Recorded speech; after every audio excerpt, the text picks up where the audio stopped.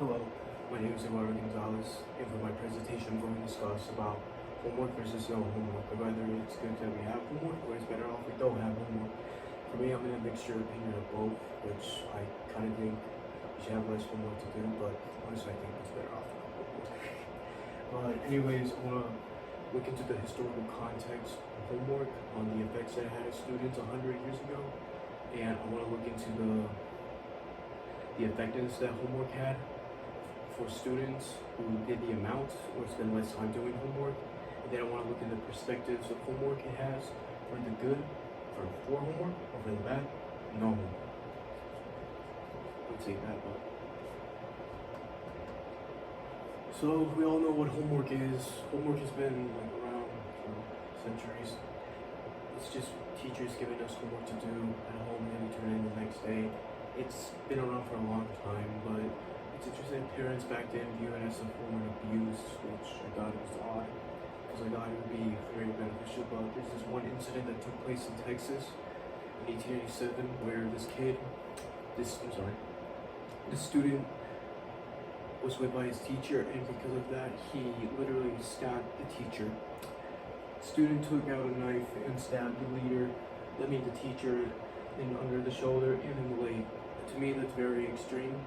So I guess there's a reason why students see homework as a form of abuse because of the amount of homework they're giving, and they can't handle the stress because it's too much for them. And because of this, the student literally stabbed his teacher.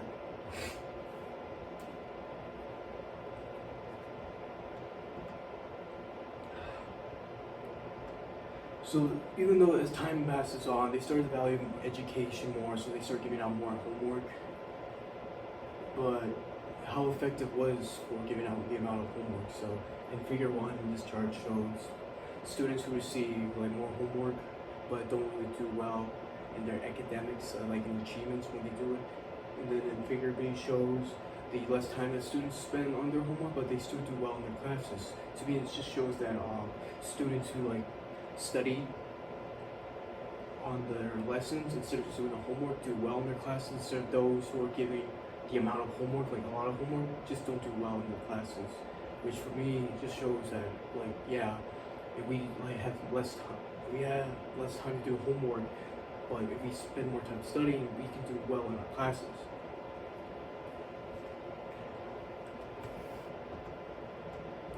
So the perspectives of homework, Ulrich and Kohler argue the hope for homework to be seen as a form of good for both the students and teachers. As he says, the variable implicated return broad range students for teachers and the characteristics. So it just shows that teachers giving out homework to their students a form of them giving them more lessons for them to more problem solving to understand the lessons they learn. And then Linda and Janet Morris argue that the term homework they argue that the high rate of homework imitation also supports general positive attitude towards homework, which means that more homework given can be seen as a good thing for students because they have the amount of time. They just have the amount of time to do it, and they do so well. They get good grades, and that is a form of positive attitude for them and for the teacher. However, for no homework, Etta Kohler says no homework is great. She argues that it's better that students have their own way of thinking and what to do in the classroom instead of being assigned with homework, which I agree with some of that.